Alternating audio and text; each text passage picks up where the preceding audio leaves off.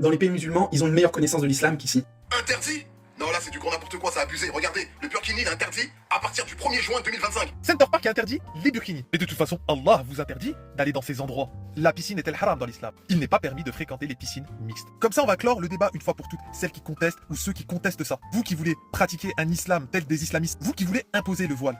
Ces endroits, que ce soit la plage, que ce soit Center Park ou n'importe quelle piscine en France, vous avez l'interdiction d'y aller. Mais ça vous arrange pas. Mais là, vous êtes plus en cohérence avec l'islam. En tout cas, l'islam que vous revendiquez. Et mieux que ça, la femme doit rester au foyer et le quitter qu'en cas de besoin. C'est dans ce sens qu'Allah le Très-Haut dit, demeurez dans vos foyers et ne vous exhibez pas à la manière des femmes d'avant l'islam. Pour résumer, les femmes voilées, les hijbées, celles qui veulent pratiquer la religion du mieux qu'elles le peuvent, et c'est très bien d'ailleurs, vous devez rester à la maison et ne pas fréquenter des endroits tels que des plages, des piscines, où il y a trop de haram, où les gens ne cachent pas leur aura. C'est pas de la discrimination.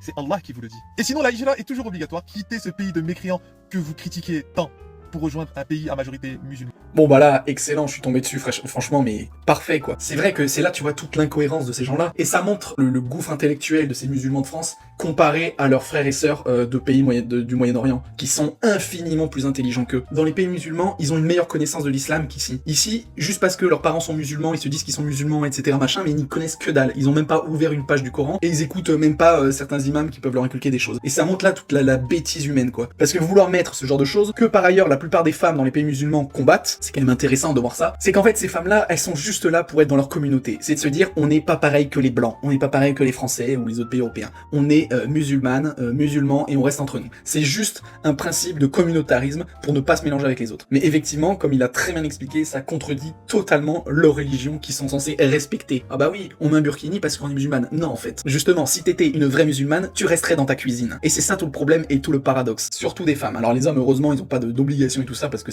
l'islam a été écrite pour eux. Mais c'est tellement intéressant de voir justement ce manque de culture des femmes musulmanes qui sont dans cette hystérie du voile et de se cacher et tout, alors que leurs sœurs qui sont dans ces pays-là, regardez le Maroc, l'Algérie, tout ça, la plupart des femmes justement ne mettent pas de voile, en tout cas dans les plus jeunes, et dans certains pays, elles luttent même activement pour pouvoir l'enlever. Donc voilà, c'est juste ridicule et très bien de la part de ce mec qui a fait cette vidéo.